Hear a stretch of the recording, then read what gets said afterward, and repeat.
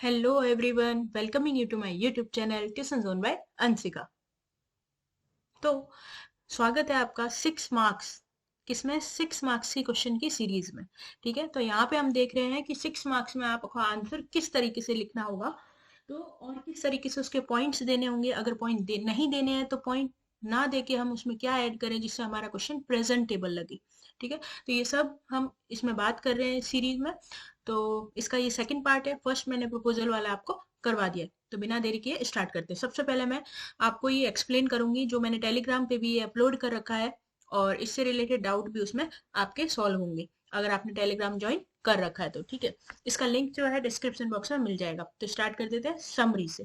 ठीक है, मैं थोड़ा जल्दी लेके चल रही हूँ क्योंकि एक एक घंटे की वीडियो तो आपके अब करने का मतलब नहीं रहा है ना। अब 27 को ही एग्जाम है, तो जल्दी जल्दी पकड़ना। अगर कोई दिक्कत है तो बोल दो कि मैम थोड़ा धीरे करो, या फिर आप कमेंट कर सकते हैं, हर कमेंट का रिप्लाई मिलेगा। तो समरी देख लेते हैं। मैडम राइट्स द बस, इससे 6 मार्क्स का क्वेश्चन ज्यादातर देखा गया है एग्जाम में, इसलिए मैंने ये चैप्टर लिया है। ठीक है, तो ये है जो है, this is a sensitive story है 8 ईयर ओल्ड गर्ल की, जिसका नाम क्या है, वली अमाई, जिसे हम वली वली बोलते हैं। ठीक है, it was a story for her first journey, मतलब बस जर्नी उसकी जो फर्स्ट थी उसके बारे में एक्सप्लेन किया है। इनटू वर्ल्ड आउटसाइड हर विलेज, यानी विलेज ही उसका वर्ल्ड था लेकिन उससे बाहर भी एक वर्ल्ड है, तो वहां निकल के उसकी फर्स्ट जर्नी के बारे में बताया गया है। द गर्ल वली, लड़की जो वली है, एट वेरी टेंडर एज में है, एक बहुत ही नाजुक एज में है। ट्राइज टू अंडरस्टैंड, वो अंडरस्टैंड करना चाहती है mystery of life and death. ठीक है, वो सोचती है कि अगर मैं इस गांव से निकलूंगी तो मैं काफी मिस्ट्रीज को कवर कर लूंगी। ठीक है, the outside world for Wali is charming, बाहर का वर्ल्ड वली के लिए कैसा है, चार्मिंग है।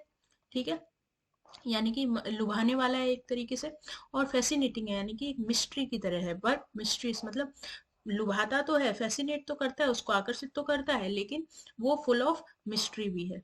ठीक है, सी लॉन्ग्स, लॉन्ग्स यानी वो चाहती है। यहाँ पे वो लॉन्ग क्या है, वोकेबलरी कि उसकी चाहत है। To experience it by herself, इसको एक्सपीरियंस वो खुद से करना चाहती है, वो ये नहीं चाहती कि कोई और मुझे इसके बारे में बताए, वो खुद ही इस चीज को एक्सपीरियंस करना चाहती है। ठीक है, अब चैप्टर में क्या क्या हुआ कि the talk of village people, village के जो लोग बात करते थे अबाउट टाउन, शहर के बारे में, कि फ्यूल डाला जाता है फायर के लिए। सी डिसाइड टू गो टू, मतलब एक तरीके से फ्यूल टू फायर ये फ्रेज है, मतलब कि उसकी इच्छा जो है उसमें ऐड कर देना। बोलते ना कि यार ये मम्मी वैसे भी मेरे ऊपर गुस्सा थी और मेरी बहन ने आग में घी का काम कर दिया, तो उस तरीके से ये फ्यूल टू फायर इंग्लिश में बोलेंगे हम, फ्रेज है ये, या फिर हम ईडियम बोल सकते हैं। She decide to go to the town all by herself, खुद से जाती है विदाउट एनी सपोर्ट, किसी भी बिना सपोर्ट लिए। ठीक है, ये चीज क्या दिखाता है कि वो बहुत ही ज्यादा परसिवरेंस रखती थी, यानी दृढ़ निश्चय रखती थी वो। सी आज द बस कंडक्टर, वो बस कंडक्टर से पूछती है to take her down to town, ले जाने के लिए। She herself paid her fare, खुद ने ही उसका किराया दिया, फेयर यानी किराया। She wanted to devour everything with her eyes, devour यानी सब जगह देखना।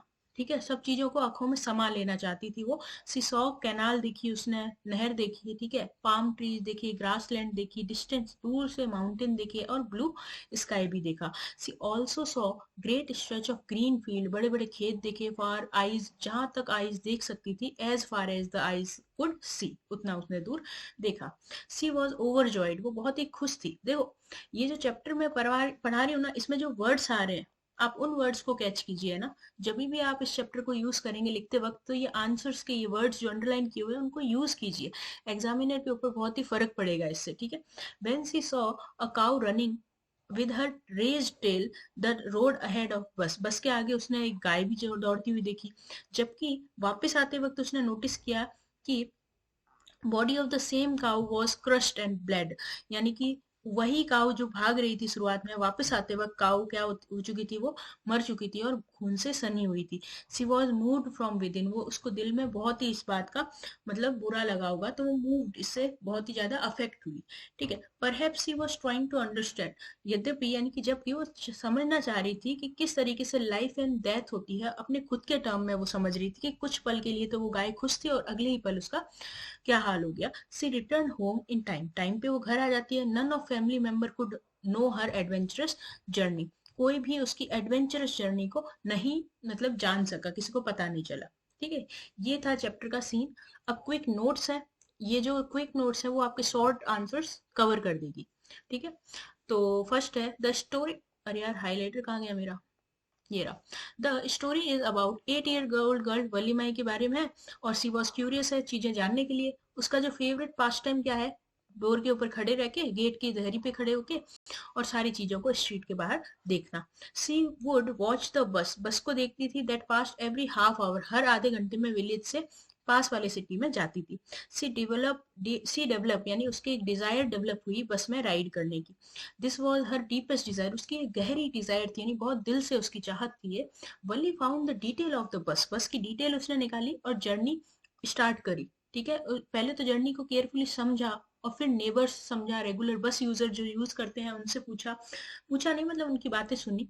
सी came to know that town जो है ना वो सिर्फ 6 माइल दूर है उसके विलेज से, और फेयर जो है वो कितना है, 31 पैसे। कितने, 31 पैसे एक जगह एक तरफ के। ठीक है, तो द ट्रिप, पूरी ट्रिप जो होगी वो 45 मिनट की रहेगी, यानी कि उसने टाइम भी पता किया। सोचो 8 साल की उम्र में उसने ये सब पता किया, और कितना पैसा लगेगा ये सब अपने आप किया।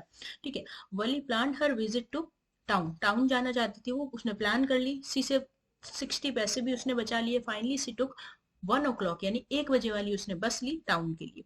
ठीक है, अब बस में वो चढ़ गई, तो conductor was jolly short person. Conductor कैसा था, बहुत ही जॉली मजाकिया था और छोटा सा, हाइट में छोटा पर्सन था। ठीक है, ही अम्यूज्ड वली, वली का उसने मजाक उड़ाया, एक तरीके से मजे लिए। ऐसे बोलते हैं ना हम छोटे बच्चों से, हम कैसे मजाक करते हैं, वैसे लाइट हार्टेड रिमार्क, मतलब कि हल्की फुल्की बातें करके। ठीक है, कि कहाँ जाना है या इस तरीके से। He called her madam by the way of joke, उसने जोक में उसे मैडम बोला। जैसे हम बोलते हैं ना छोटे सा, अगर मान लो लड़का है वो इधर उधर घूम रहा होगा तो हम बोलेंगे क्या हालचाल है सर जी, क्या हालचाल है, तो उसी तरीके से उसने भी लड़की को मैडम बोला, वली को। ठीक है, she saw outside through window, window के उसने बाहर देखा, वो कैनाल ये सब चीजें देख सकती थी, वो मैंने अभी आपको आगे ही एक्सप्लेन किया है।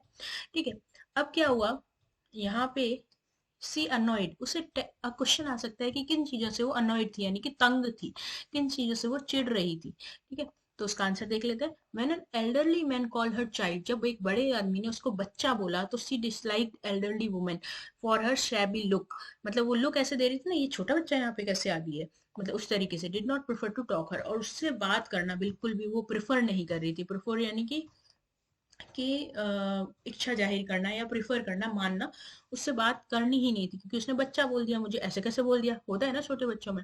On the way to town, town जाते वक्त वल्ली ने एक काऊ को देखा, और ये सब मैंने अभी आपको एक्सप्लेन किया है।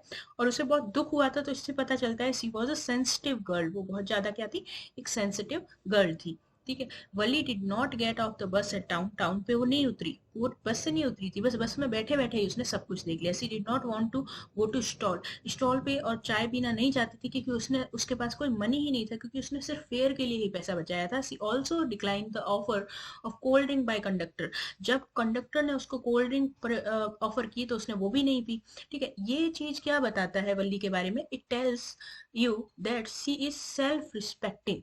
ठीक है, गर्ल कैन ओवरकम टेम्पटेशन। देखो छोटा बच्चा होता है ना, उसमें टेम्पटेशन बहुत होती है, देखो यहाँ पे लिखा हुआ है टेम्पटेशन यानी चाहत, है ना, डिजायर, वो है ना बहुत होती है। तो अगर कोई बच्चे को हम टॉफी देते हैं, वो कैसे झट से लेना चाहता है उसको, लेकिन 8 साल की बच्ची होने के बावजूद भी उसकी डिजायर जी थी, उसने कम रखी। और सेल्फ रिस्पेक्ट भी था कि भाई मैंने पैसे नहीं दिए तो मैं कोल्ड ड्रिंक को कैसे पीऊँ।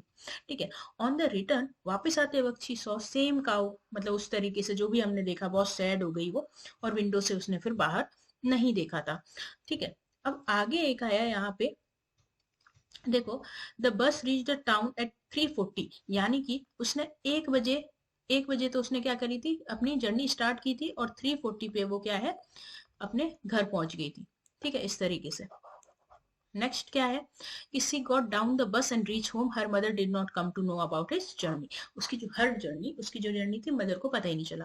ठीक, ये सब तो कथा गा ली अपन ने, ठीक है, मतलब कि रामायण गा ली। अब मेन क्वेश्चन आता है कि 6 मार्क्स के जो क्वेश्चन आते हैं वो किस तरीके से आपसे पुटअप किए जाते हैं। ठीक है, पर देखना आप शुरुआत में तो आपको पता भी नहीं चलेगा कि ये जो है वल्ली चैप्टर से है। देखो यहाँ पे, whenever we want to achieve something, हम किसी चीज को जब अचीव यानी पाना चाहते हैं, तो डिफिकल्टी जो आती है हमारे वे हमेशा आती है। ये इस सिर्फ इस सेंटेंस को देख के आप नहीं समझ पाएंगे, लेकिन आगे लिखा है what did Valli have to do go to bus ride, bus ride पे जाने के लिए उसको क्या क्या करना पड़ा। ठीक है।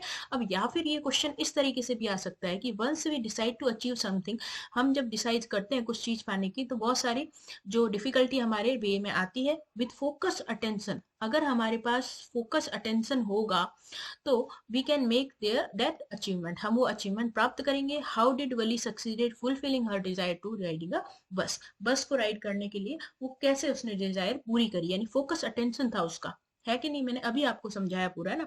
तो एक बार 6 मार्क्स का देख लेते हैं और इसको किस तरीके से आपको प्रेजेंट करना है, ताकि एग्जामिनर की आंखों में सीधे सीधे दिखे कि आपकी तैयारी बहुत अच्छी है। ठीक है, तो आंसर कर लेते हैं। पहली तो बात, ये सब लिखा हुआ है जो वो बिल्कुल सही है, ट्रू है। Whichever we want something, whenever, sorry, जब भी हमें कुछ चाहिए होता है तो डिफिकल्टी डू कम इन अवर वे, हमारे वे में आती है, but one must be ambitious. अब देखो ये लाइन कितनी अच्छी है, तो इसको क्या करेंगे हम, अंडरलाइन करेंगे। वन मस्ट बी एम्बिशियस, यानी हमेशा चाहत पाल के रखनी चाहिए अपने मन में, लाइफ में। अचीविंग गोल रिक्वायर परसिवरेंस, बहुत ही अच्छा है, इसको अंडरलाइन कीजिए कि गोल को अचीव करने के लिए हमें क्या चाहिए होगा, परसिवरेंस चाहिए होगा।